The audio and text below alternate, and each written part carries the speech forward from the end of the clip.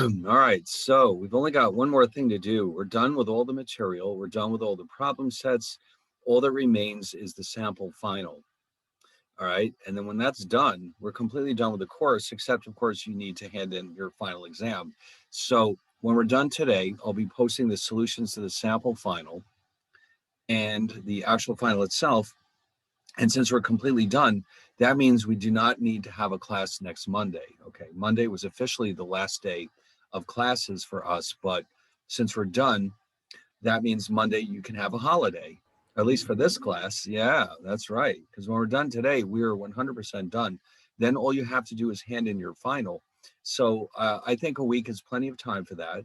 So that means you can have until next Thursday, the 13th at midnight to do that. And in fact, I'm going to go over right now to Moodle because I often forget to do this and make an announcement so that there's no doubt in your mind what's going on here. All right, so let me throw that in there. I have a question. Yes, go ahead. You know when we're gonna get our midterm 2 grades Oh, back? yes, I'm going to be doing that on Friday and Saturday. Yeah, I know I'm got behind on that one, but I'll have that ready. And if you want to see your results, you can certainly ask for them. Or if you just want your score, that's fine too. So I'm setting that up, the column in Gradebook as we speak, but that'll probably take until probably tomorrow night maybe. So, but then you'll have them.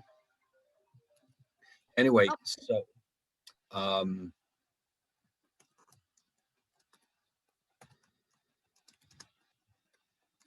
midnight, 5:13. Okay, that should do it.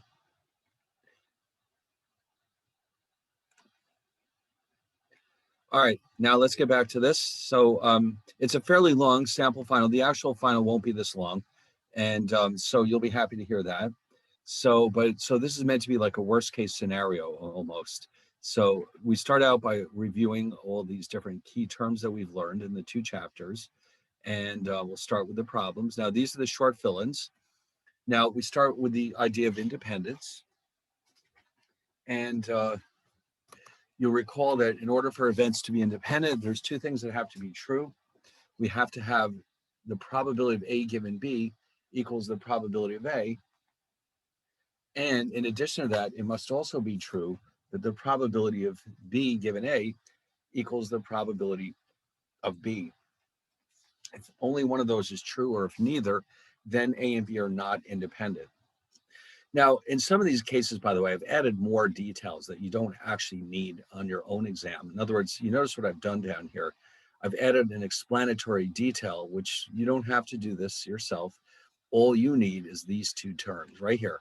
These two conditions are what's required for independence. That's all you have to say. But I just wanted to remind you that these conditions are telling us that the probability of A is not affected by the occurrence of B, and the probability of B is not affected by the occurrence of A. Okay, they basically have nothing to do with each other. So that's what these in math, that's what we're saying here. These are the mathematical conditions that must be met.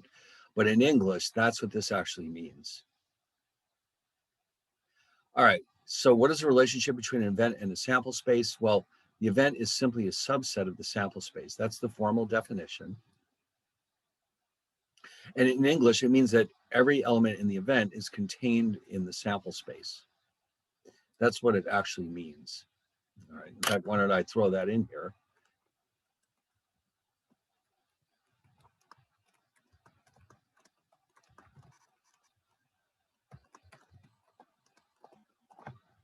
That's basically what it means. So you can just write the first one, the sample space. I just wanted to add that as an explanatory detail. Each element in the event is also in the sample space. All right, now how about complements? There's two things that have to be true for A and B to be complements. All right, so what are they? Oh, that's right. Remember, now here, there's a couple of different ways of expressing this. You just have to pick one, whichever one you like the best. You can either write that the union of A and B is the entire sample space, and actually, let me add this little thing here. It's not, just so it's clear, it has to be both. A union B equals the sample space. A intersect B is the empty set. But you could also write it in terms of probabilities. And if you do it that way, then you have to write that the probability of A union B equals 1 and that the probability of A intersect B is 0. Either one is fine, but you need both of them. All right, so one is not good enough. You need both conditions. All right.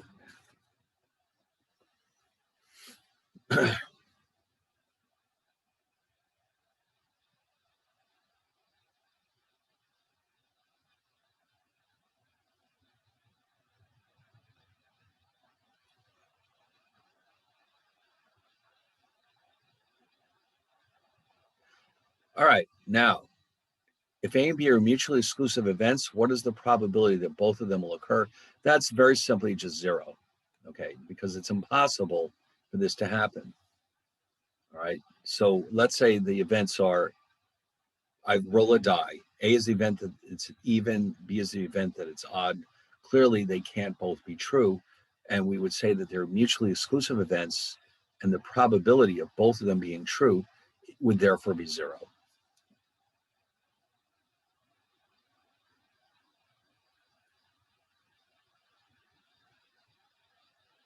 All right, now when are we allowed to use the simplified multiplication rule? Only when the events are independent, okay? If you've forgotten that, you can go back and double check chapter 11, and you'll see that there's a separate slide for the special case of the multiplication rule when the events are independent.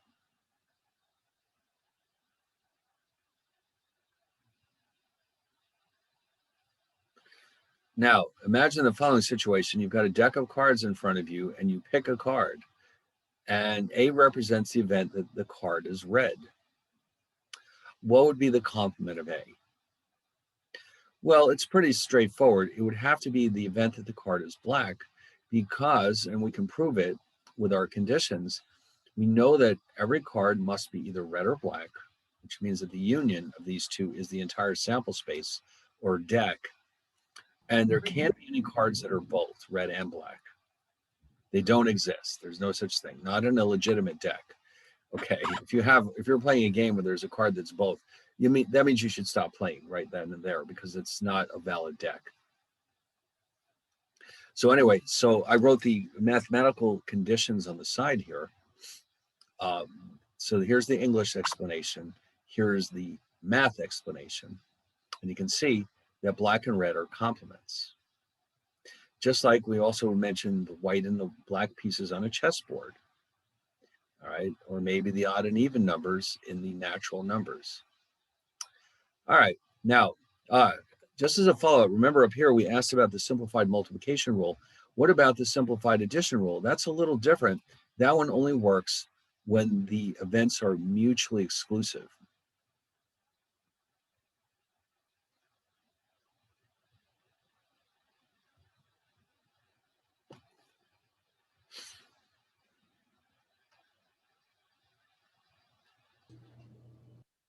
All right, now here's an interesting one, the relationship between a sample and a population.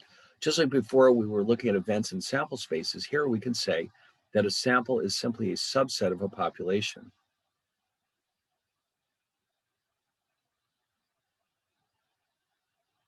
And that's all we need to know. Now, there's other ways of explaining this. You can say, for example, a sample is a drawing, a random drawing from the population.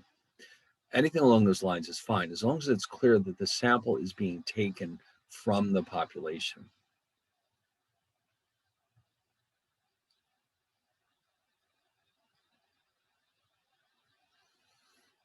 All right. Here we go. How about permutations and combinations? Now, we have to remember which is which.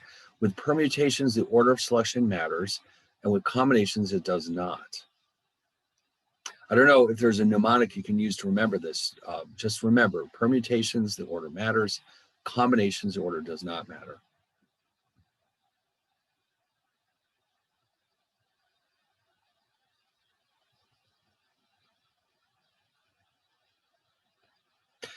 Now, how many arrangements can be formed from a set of 5 objects? Well, if you remember, This means we're going to use the factorial operator. So as soon as you think about arrangements, think of factorials. All right, so if we've got 5 objects, we can arrange it in 5 times 4 times 3 times 2 times 1, or 120 different ways. And logically, it's because for the first object, we have 5 choices. For the second one, we have 4, and then 3, 2, and 1. So we multiply them out, and we come up with 120.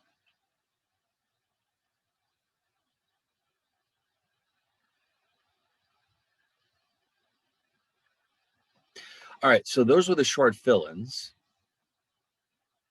They're all in the slides. All right, so if you have them in front of you at all times, if you forget something, you can search for them. Now it's time for the problems. Yes, the dreaded problems.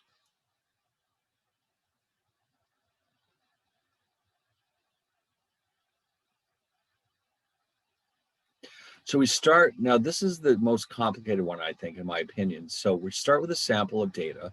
We have 6 elements in our sample. Now, with a problem like this, the first thing you should always do is note to yourself whether it's a sample or a population. That matters a great deal for some of these calculations, not all of them, but for some of them. So it's important to pay attention to that little detail. The mean, the sample mean then, as you know, here's the formula, consists of simply adding up all the elements and dividing by 6, which in this case gives us a mean of 2.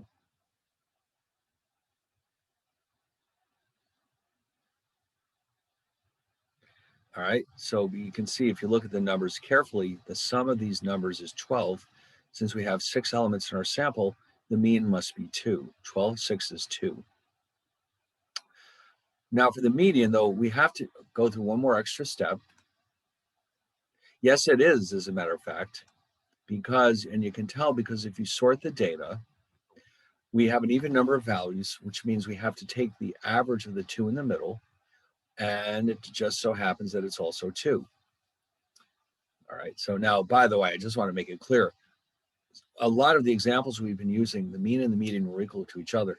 It doesn't have to work out that way. In fact, it often does not. I just want to mention that.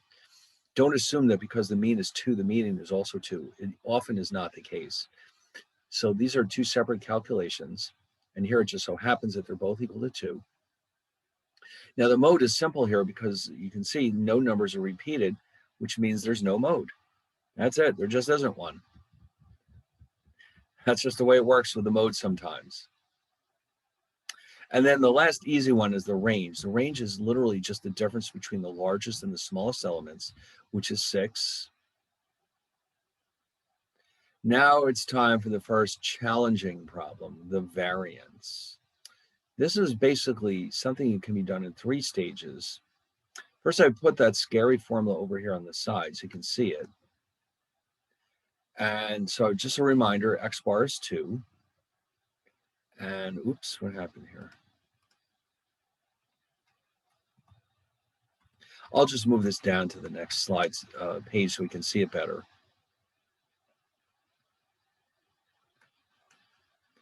All right, there you go. Oh, no, I've made a mess here. Oh, boy. You know what I'm going to do? I'm going to do the opposite. I'm going to try to... That's the negative thing about this handwriting stuff. It's easy to mess it up. Here we go. All right, that's better. Let's keep it like that.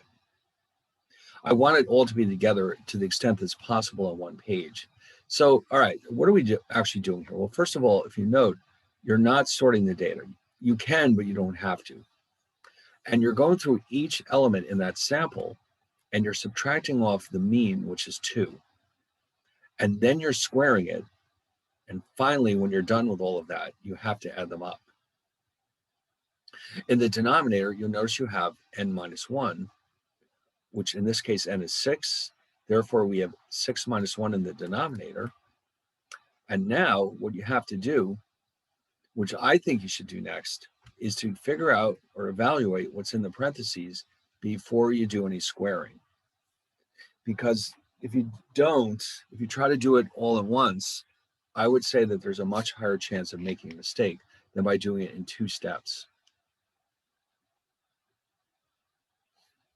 This is a complicated enough formula as it is. I think what we'd like to do is streamline it a little, make it simpler so that we can follow the steps. And you notice in the denominator, I've obviously simplified the 6 minus 1 to 5. And now that that's done, let's go down a little further. Now you can evaluate these individual terms in the numerator. And there they are. 9 plus 4 plus 9 plus 1 plus 1 plus 4 is all divided by 5.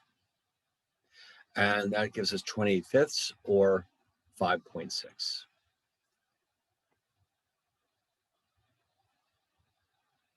So it's a lot of work, but it's not difficult conceptually. It's just a question of being careful with it. Okay.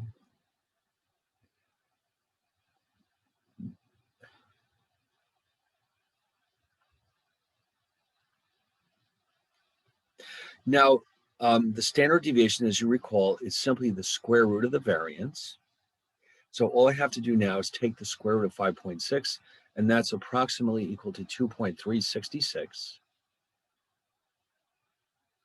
Then we also define the coefficient of variation, which is it's basically a function of the sample standard deviation and the sample mean. You take the ratio of those two values, multiply by 100 to turn it into a percentage. And in this case, it works out to be about 118.3%. So you can see those last 3 measures are all closely related to each other. And that's why I said before, if you accidentally use the population formulas here, you'd have 3 wrong answers right now, right here. So you want to be careful.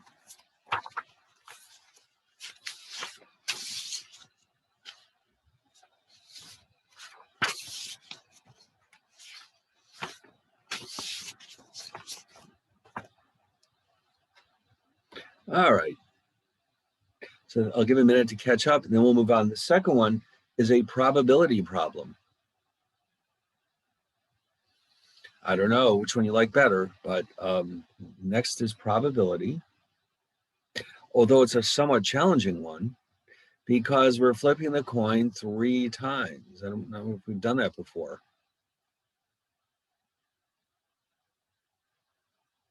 So what I've done here is, because we're flipping the coin 3 times, I would remind you of this wonderful little graphical device that we have to help us make sure we know what elements belong in this sample space. So how does this thing work? Well, in the first row, we have the first flip of the coin. Obviously, that's either heads or tails. For the second flip, what we can get depends on what the first flip was. So for example, once we have a head, the next flip can either be a head or a tail. So that leaves us with HH and HT as our 2 possibilities. If we start with a tail, that can be followed up with a head or another tail. So after 2 flips, we have 4 possibilities.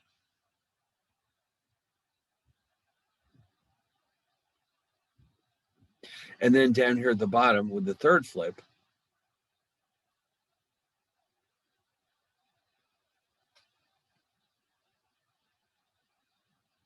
now you notice here again, the same logic holds. After I've gotten 2 heads, the next flip can either be a head or a tail.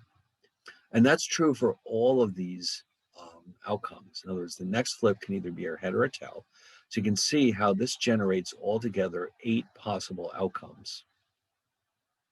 What we've essentially done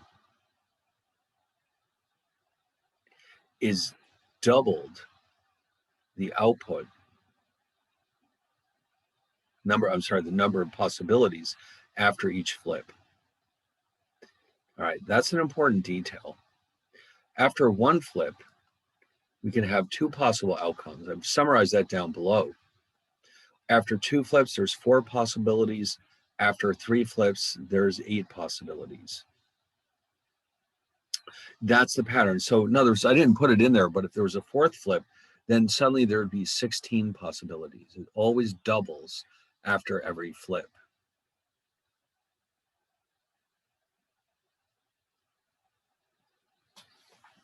All right, so that way it'll help you make sure you've got the right number of elements in your sample space.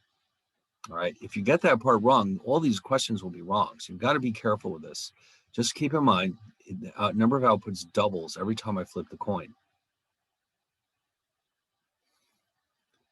Now, I've written it out here. I've actually changed the order slightly here. When I wrote out the sample space, I wanted to organize the information in a very precise way. What I've got is that they're written in such a way that the first outcome here is 3 heads. Then it turns out there are 3 different ways of getting 2 heads.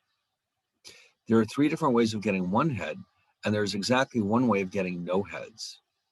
So when it comes time to defining the events, I find that it's easier to organize it this way. It's easier to find what you're looking for when you define events. All right. So again, if you look carefully, the bottom row of this tree is slightly different than this one. I prefer this approach down here because of the way it organizes the number of heads. All right. Now, the events were defined up here. A is the event that there's at least 1 head, and B is the event that there's at least 2 tails. So for at least one head, if you look carefully, that basically means everything except no heads. And no heads means TTT. So A is basically the entire sample space except for TTT. At least 2 tails means 0 or 1 heads.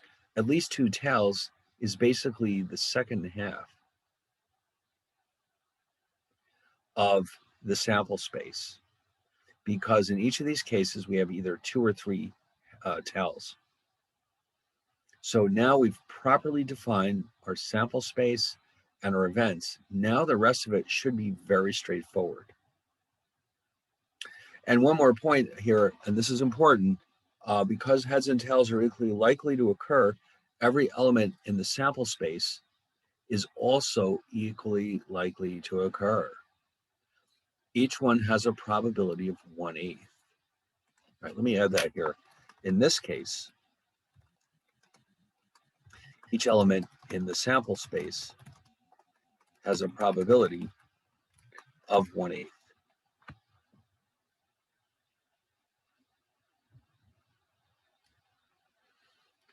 That makes it simpler when it comes time to calculating our probabilities. Now, we saw in the slides a case where that wasn't true, and you saw that it was a lot more work, wasn't it? Yes. So here, everything's simpler because each of those outcomes has a 1/8 probability of occurring. And that in turn will make all of our other calculations a lot simpler. All right. So I've copied these back down here again, just so you can see them as we go along. So what's the probability of A?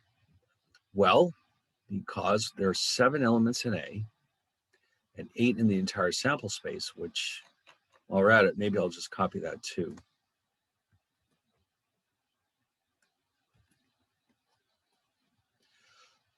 That means the probability is 7 out of 8.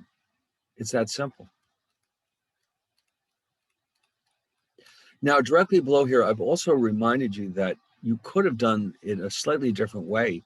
You could just break this up into the individual elements of A and calculate their probabilities separately and add them up. But there's really no point in doing it this way, because we know that with equal probabilities, we can just count them.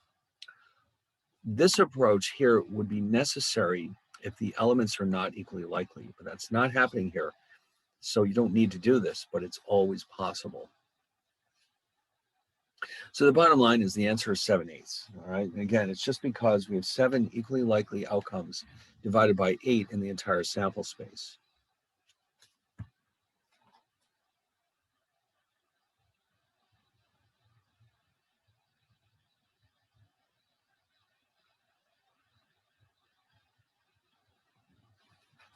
All right, so I bold-faced the 7/8. So out of all of that, the actual answer is 7/8. You don't have to write all this stuff. 7/8 is what we're after. Okay. Now for B, you can see there's 4 elements in B out of a total of 8. So that implies that the probability of B is just 4 out of 8. It's so simple. Now it gets interesting. How about A union B? What is that probability? Well, our job here is to figure out what elements belong in that union. If you look at these two sets very carefully, if you combine these, you'll see that you're getting the entire sample space back. Because if you notice, A is only missing TTT and B contains TTT. So if I combine them, I must get back the entire sample space.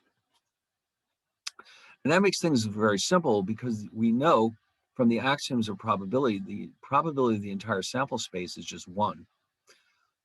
Or alternatively, you can just say, well, look at this. I've got 8 elements in A union B out of 8 in the entire sample space. And that also implies that this probability is 1. Doesn't that also imply that they're complements, or is that not? No, A and B are not complements because Okay. they overlap. Oh, okay. Now that one of the conditions is met, but not both of them. The condition that they do not overlap is not being met. Okay, and the intersection, now here I've put them together again so you can see I put in boldface the 3 elements that they have in common. In fact, I should have done it down here too. All right, so you can see the bold-faced elements are the ones they have in common. So therefore, the probability of that intersection must be 3/8, 3 out of 8.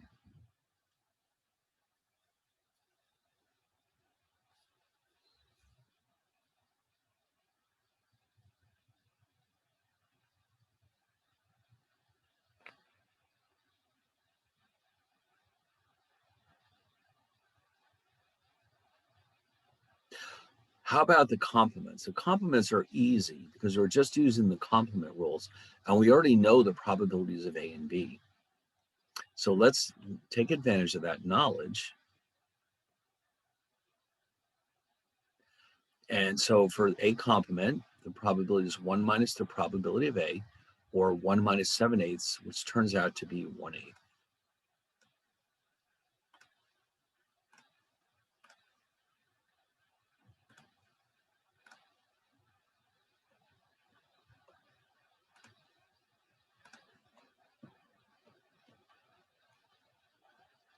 And for B complement, same thing, just use the complement rule. Remember, the probability of B was 4/8, so I'll have 1 minus 4/8, or just 4 out of 8.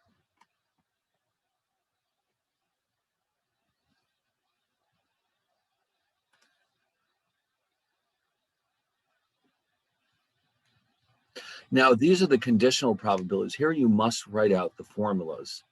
Otherwise, I mean, unless you know the stuff like the back of your hand, you must write out the formulas. And then once you do that, you can substitute the numbers that you need. And you'll see that, for example, the probability of A given B, since it's the probability of A and B over the probability of B, we replace that with 3/8 over 4/8, which simplifies to 3/4. And then for B given A, the numerator is exactly the same, but the denominator now is the probability of A. So this time we've got 3/8 over 7/8, which reduces to 3/7.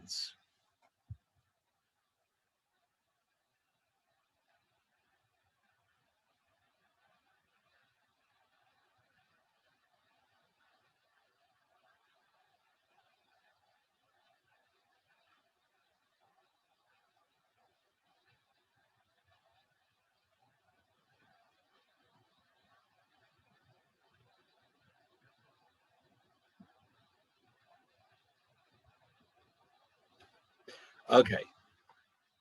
Now, here's the 3 conceptual questions. The first one, are A and B mutually exclusive? So here, as usual, we have more than one way of answering this question.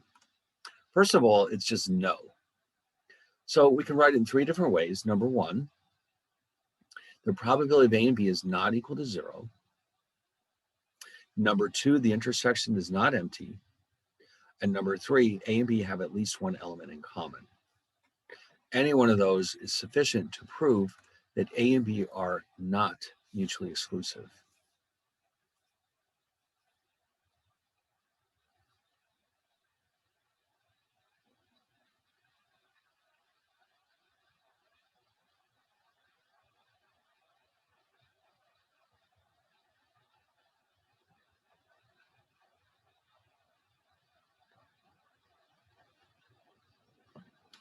Okay. Now for the independence, I've repeated the conditions that are necessary for independence. And so we're going to check the first one to see what happens. And we discover right off the bat that the first condition, the probability of A given B, does not equal the probability of A, which is needed for independence. And already we know, we don't have to go any further, that the answer is no. They're not independent then, because the first condition is false and they both have to be true for independence.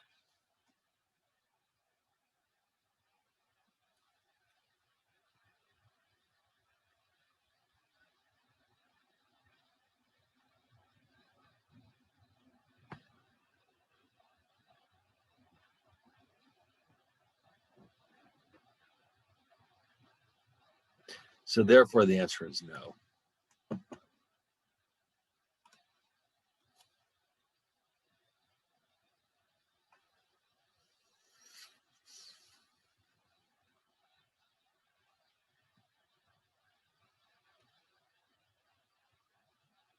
And now, how about this one? Are A and B complements? We had this conversation already. There's two conditions that must be true for them to be complements. And we've seen already that the second one, the first one at least, is not true. The second one is actually true, but that doesn't matter because the first condition is false, and therefore they're not complements.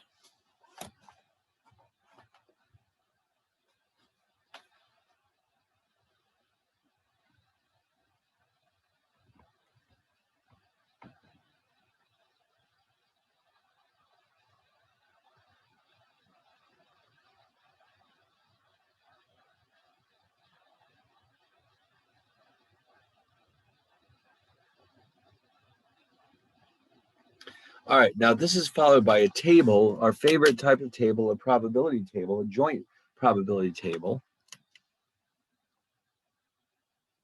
And you can see it's Starbucks again. All right, so we have three styles of Starbucks coffees: French roast, Guatemala, and espresso. And then we have decaf and regular. And if you notice, these are already probabilities. We've divided all the numbers by the grand total to come up with all probabilities, which I think you'll agree is a little more convenient if all we want to do is calculate probabilities. So what do we need to know? Well, first, let's take a look at some of these probabilities. How about, for example, the probability of F and D, which means decaf French roast. For that one, and all joint probabilities can be looked up in the table directly. There really isn't anything that you need to do. Same thing is true for R&E. Regular espresso is found right here, and its probability is 10%.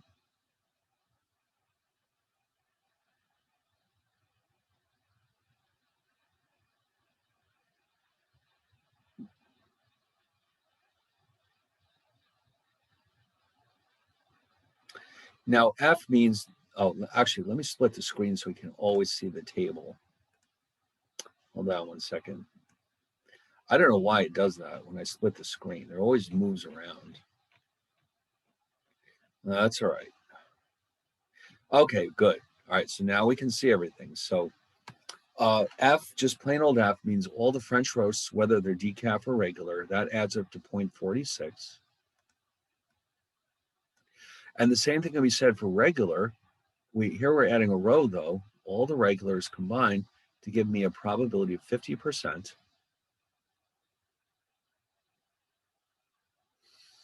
And then we see a case where we need to use the complement rule. D itself, the probability of D is right here. The row total for decaf is 0.50. So here we've got 1 minus the probability of D, which in turn adds up to 0.5.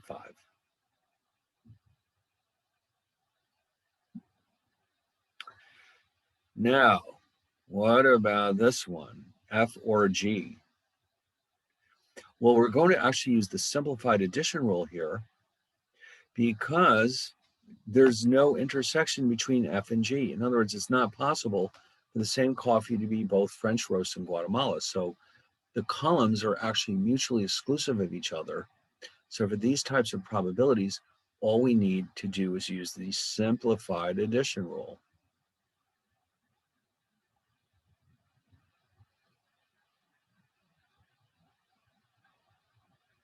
So therefore, if you add up F and G, you get 0.46 plus 0.22, which adds up to 0.68.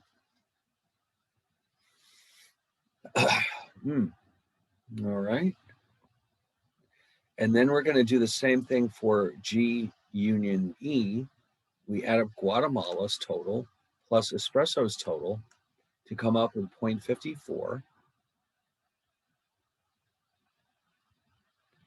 And then we have our favorites, the conditional probabilities, which are D given F. Now remember here, you should probably write out the definition of a conditional probability. It's always the joint probability of the two events in the numerator, and in the denominator we have this probability. And these are right on the table, D and F. We actually saw that earlier. That's decaf French roast, 0.18. And we also saw F is 0.46. So that ratio is approximately equal to 0.3913.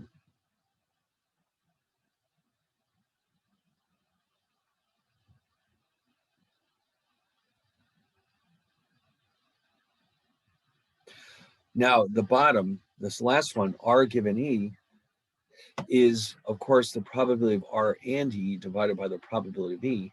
So from the table, regular espresso has a probability of 10%, and espresso itself has a probability of 32%. So that ratio is going to give us 0.3125.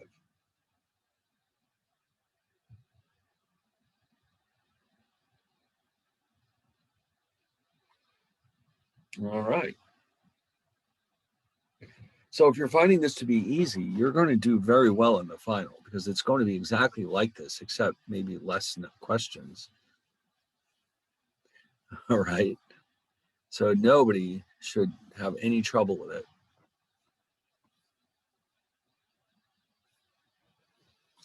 Now, what's coming up last are some combinatorics problems. Those are our favorites, I think. Combinations, permutations, arrangements. Who doesn't love that stuff? I don't know. Everybody, I think, likes it at least. So let's see what's going on there. Question A. We have license plates. Let's say this is a tiny little state. We're not out too many people living there. They contain 5 letters that are randomly chosen from the alphabet, but no repeats. How many different license plates are possible? Now here, it should be clear that when we pick 5 letters, the order matters because, for example, if I pick the letters A, B, C, D, and E, this license plate is very different than this one, isn't it? So therefore, the order matters here, and therefore each choice is a permutation.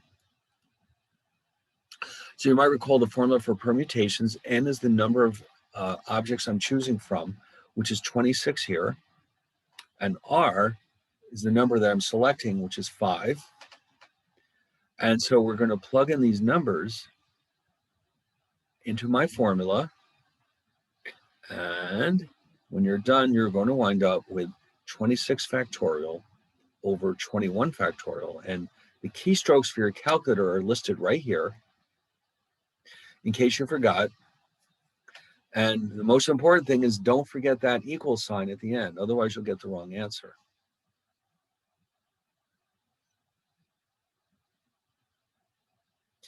Now, one thing I noticed on this calculator, I don't know how this is happening, but when it gets into these large factorials, if you look at the answer in your calculator, it's actually going to be something like 79893,600.00002 or something like that. I just want to point out that this number must be an integer. So if you get something like that, 7,893,600.0002, just leave out the fractional part. This has to be an integer.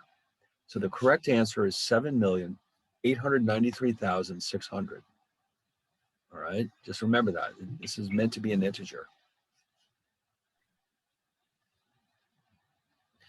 All right, so let's do part B.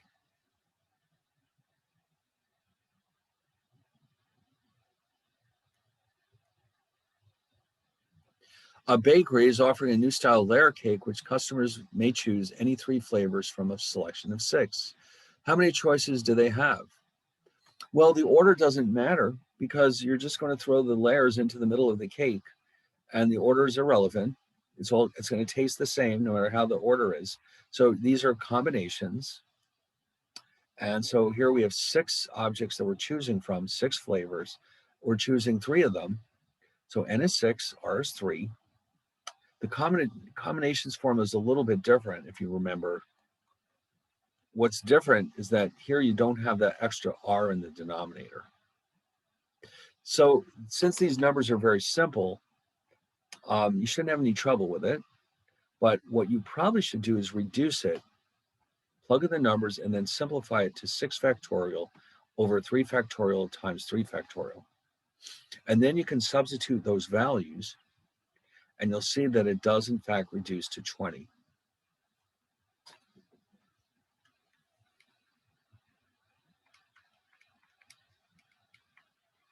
All right. Now, how about this one? A homeowner has a bookshelf with 3 titles on it. Why Everyone Loves Math, The Mathematics of Opera, and Mathematicians Are Cooler Than You. I'm sure they're all big bestsellers. How many ways can the titles be arranged on the bookshelf? So we just have 3 books. We just want to figure out how many different ways to arrange them, just like the parking garage problem we had a while back. And you'll recall, I hope, that when we were arranging objects rather than selecting them like we did in the first 2 problems, then we're using just factorial, nothing else but factorial. And so here we can see that since there's 3 books, there's 3 factorial or 6 ways of arranging the books. Now, when there's only 3 of them, if you really want to, you can write them all down. But there's no real need because you know that the number of ways of arranging 3 objects is simply 3 factorial, which is 6.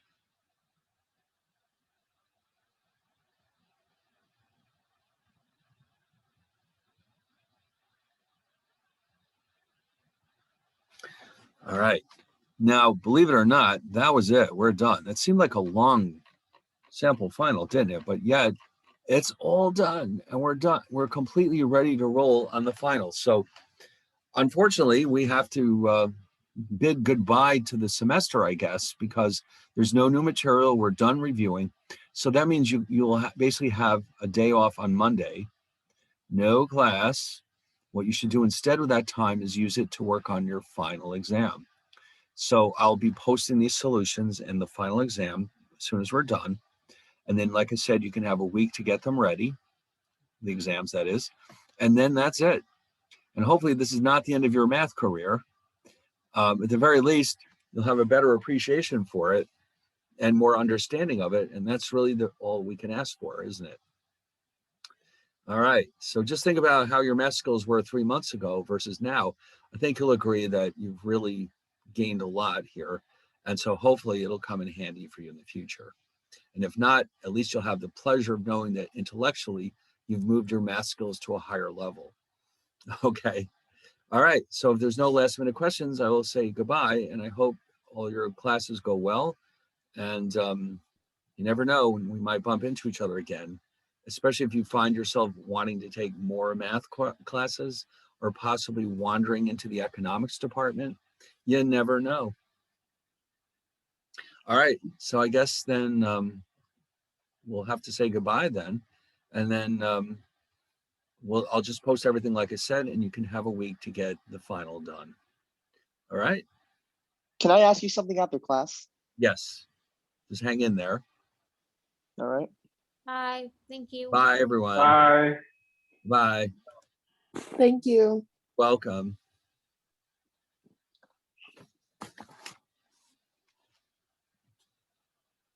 All right, we'll give them a minute to. Nobody wants to leave, I can tell. Sad that this is the last day. Is this super confidential, or should we wait till everyone's gone? Oh no. Actually, I mean it's about the test, like about Uh-huh. the results. Like I don't know if you Oh like no, the graded second my one. work. No, the second one isn't done. It'll probably be done tomorrow night. Oh, okay. Friday, I'll probably be able to spend the whole day working on them. No, it's been a hectic semester. That's why it keeps taking me so long to do it. But they'll probably be ready by tomorrow or tomorrow night at the latest. Oh, okay. All right, no worries. Okay, good. And All you'll right, see thank you. the grade book. And if you want to see the actual results, like if you want to know which questions you got wrong, you can ask me by email and I'll send you a copy. Okay, awesome. Thank you. It's been a pleasure. Okay, same for me. It's been a good semester for me, in spite of everything. It's Oh, definitely. well. All right, take care. All right, bye. Bye.